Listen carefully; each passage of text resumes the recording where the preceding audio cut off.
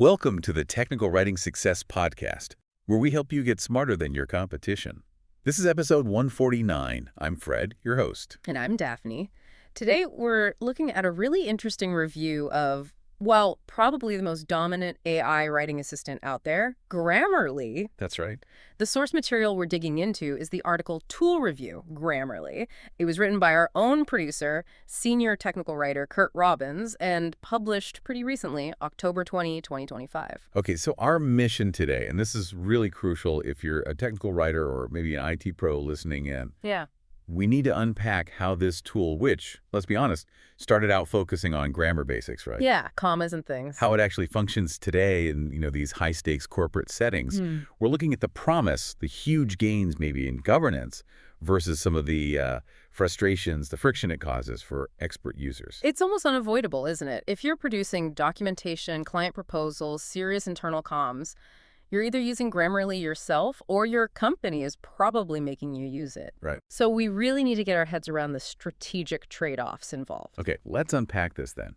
The article kicks off by saying Grammarly's identity has fundamentally shifted. It's not just a checker anymore. No, not at all. It's positioned as the dominant AI writing assistant. It's like this real-time coach looking over your shoulder as you type. A coach. Yeah. Interesting way to put. Well, yeah, and what's key here is how that coaching provides value in technical communication. It's less about just fixing errors and more about clarity, conciseness. And for big organizations, this is huge. Brand consistency. Which are absolutely critical for technical docs, internal procedures, external messages, Yeah. all that stuff. Exactly. These things are non-negotiable. And it acts as that second pair of eyes, which is always helpful. And a big part of its power is just how everywhere it is, right? It embeds directly into the tools we actually use day to day. That's a major point. Think Confluence, Jira, your email. You don't have to copy, paste, check, paste back in. Yeah, none of that hassle. The guidance is right there in real time. It minimizes that context switching. Which, when you're deep in complex technical stuff, is a lifesaver for staying focused. Absolutely. Its best value comes when it just automatically handles those style rules right where you're typing. Okay, so let's focus on those benefits first. The pros. Because, they are significant. They really are. For just immediate readability, it seems like a winner. The article highlights how good it is at tackling passive voice, those long run-on sentences, and just general wordiness, verbosity. And those things are absolutely fundamental for clear, effective technical writing. Passive voice can obscure who's doing what, Right. and wordiness just slows the reader down, especially if they're trying to troubleshoot or find a specific answer fast. Clarity really is speed in tech docs. But the bigger picture, maybe the more strategic angle, particularly for larger companies listening, that seems to revolve around the premium features. The custom style guide, the brand tone stuff. Exactly. This is where Grammarly goes beyond being just a helpful proofreader. It becomes almost an enforcement tool. Enforcement. How so? Well, organizations can load in their specific internal style rules. Things like, mandating the Oxford comma or how product names must be capitalized, specific terminology. And it enforces that consistently across everyone who writes anything. Sales, engineering, support. Wow. Okay, I can see how that's massive if you're trying to manage docs for a global product. Hundreds of people creating content. Keeping that single voice is a nightmare otherwise. It's a huge challenge. Grammarly offers that automated way to ensure consistency. The article makes a strong point here. Enterprises often adopt Grammarly less for just pure writing quality and more for risk reduction. Risk reduction. Explain that a bit. Standardized, accurate terminology reduces confusion. That lowers support costs. It protects the brand image. It ensures legal messaging is spot on. That custom style guide, probably the most valuable feature in the whole business package for them. Makes sense.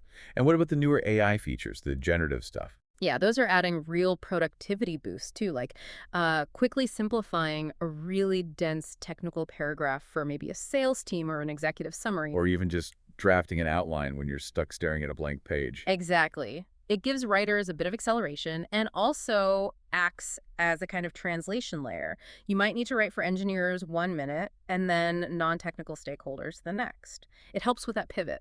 Okay, lots of positives. But I feel that friction point looming. It is. It's definitely there. The honeymoon kind of ends when you move from general business writing into really specialized technical stuff, like code comments or very structured documentation. All right, let's pause there. Let's take a brief break for a special message from our producer, Kurt Robbins. Hi, this is Kurt Robbins. First, thanks for listening. I truly appreciate your support. I want to let you know that I'm currently accepting new clients. My rates are affordable, and I have more than 25 years of experience working for enterprise companies like Microsoft, Northrop Grumman, Oracle, PNC Bank, FedEx, USAA, and Wells Fargo, among many others. If you want to improve your IT documentation and communications, hire me. I deliver fast, know how to use AI to improve efficiency and accuracy, and love going the extra mile to satisfy my clients. Thank you for subscribing and listening. Back to you, Daphne and Fred. Welcome back to the Technical Writing Success Podcast. Okay, before the break, we established Grammarly's strategic value, especially around governance and consistency. But now we need to tackle that friction the article flags for expert users. Right. And this friction is really the core trade-off, isn't it? The organization gets that consistency, but the individual expert, the technical writer or developer, might actually lose efficiency. How? What's the main driver of that friction? The article points squarely at the tool's handling of technical syntax. It can be overly aggressive or sometimes just plain wrong. Can you give us a solid example? Something our audience would recognize immediately. Sure. Think about writing instructions, maybe in a bulleted list. You often use short, imperative phrases, right? Like, ensure API endpoint is secure, it's clear, direct. Standard practice in docs. Exactly. Yeah. But Grammarly flags it, says it's an incomplete sentence, needs a subject, even though that's the correct scannable format for that context. Or it frequently tries to correct capitalization in code variable names. Oh yeah, or technical acronym. Precisely. Things like JSON or YAML, or flags them unless you manually add every single one to your custom dictionary, which is tedious. So the tool basically lacks the deep contextual understanding needed for these specialized languages we use in tech. That's the nub of it. It flags industry jargon, proper nouns, perfectly correct technical terms, all as errors. And the article drops a pretty startling statistic here. Oh! Expert technical writers often reject somewhere between 40 and 90% of Grammarly's suggestions when working on specialized content. Whoa, hang on. 40 to 90%. 90%, yeah. If I, as the expert, am spending that much time just clicking ignore rather than focusing on the actual technical accuracy, I mean, is the tool even helping at that point? Is it actually a net negative in those specific workflows? That's the million-dollar question, isn't it? That's the strategic dilemma this analysis surfaces. When the effort of fighting the AI starts to outweigh the benefit of the automated checks, well, that's where specialized users get frustrated. And the tool's kind of defaulting to a general English standard, which just doesn't map to the precision needed for, say, configuration examples or code documentation. Exactly. And speaking of code, what about the whole docs as code movement? That's huge now. Right. Tools like Markdown, doc. Well, that's another gap identified in the review. While Grammarly integrates widely, Office, Google Docs, browsers, fantastic, it doesn't natively support some key docs as code formats, like certain flavors of Markdown or LaTeX. So for teams fully committed to those developer-centric workflows, its utility is limited. Significantly limited. They often need other tools, other linters, specifically for that environment. Grammarly doesn't quite reach into that pure DevDoc pipeline yet. Okay. So if the rejection rate can be that high for experts and there are gaps in format support, how does Grammarly still provide value? Let's break it down by who's using it.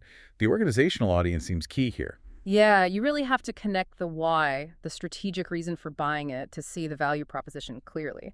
All right, let's start big. Large enterprise organizations, the ones buying Grammarly business, what's their primary driver? Fundamentally, it's governance, risk reduction, and standardization. Full stop. They are often willing to accept some productivity friction on their expert staff. Because the payoff is control. Precisely. Control over potentially thousands of documents, thousands of employees. It's about enforcing that single company style guide, that mandated terminology list. They upload it centrally, and it gets pushed out everywhere. So the features they care most about are things like centralized billing, SSO integration for easy deployment, maybe those analytics dashboards. Exactly. Those dashboards let them track writing improvements, or at least consistency across the board. For them, the cost is justified if it prevents even one major brand messaging error or legal slip-up. Okay, that makes sense for the big players. Now let's shift gears. Startups and small companies, probably using the premium version, totally different need, I imagine. Completely different. For them, Grammarly often functions as a critical resource multiplier, a quality safety net. How so? Think about a lean startup. They likely don't have dedicated editors or a big documentation team. Right, engineers or product managers might be doing the writing. Exactly. So Grammarly Premium acts like an affordable, always-on copy editor. It helps subject matter experts, maybe folks who aren't native English speakers, produce polished, professional-looking communication quickly. So it fills a resource gap and protects the brand image when they're just starting out. Precisely. It helps them punch above their weight in terms of comms quality. It speeds things up because that basic polish is handled automatically, catching errors that could make a young company look unprofessional. Okay, and the last group, individual consultants or freelancers. What's the value prop there? For them, it's much more direct ROI. It's career insurance, basically, and a productivity tool. Career assurance. Yeah, think about it. A freelancer's entire reputation hinges on the quality and professionalism of what they deliver. Clients expect polished work. True. So Grammarly helps ensure that. It cuts down proofreading time dramatically. It helps them deliver clean first drafts, which reduces back and forth with clients. The subscription cost, easily justified as a business expense to maintain that professional edge. Okay, so summing this up, we've got this core tension. On one hand, Grammarly provides really powerful tools for organizational governance, for basic quality control, driving clarity across the board. Absolutely. Huge value there for consistency and general business communication. But that value comes at a cost, Yeah. specifically for technical specialists. They face this significant overhead, fighting suggestions, dealing with that high rejection rate, because the tool just doesn't have the precision for their highly specific, often code-related content. It's a fantastic generalist editor, but it can be a demanding, sometimes frustrating partner when you need that absolute technical precision. Which leads us to, I guess, the final provocative thought here. If experts are rejecting potentially up to 90% of suggestions, Yeah. the big question for us in the technical writing community, and maybe for the AI tool developers too, is how do we bridge that gap? Yeah, how do you get AI to understand the specific context and syntax of technical documentation, not just general grammar rules? Without just relying on endless manual dictionary building. Right. That ability to grasp technical nuance, that seems like the next frontier for these kinds of specialized writing tools, getting beyond generalization to true precision. A lot to think about there.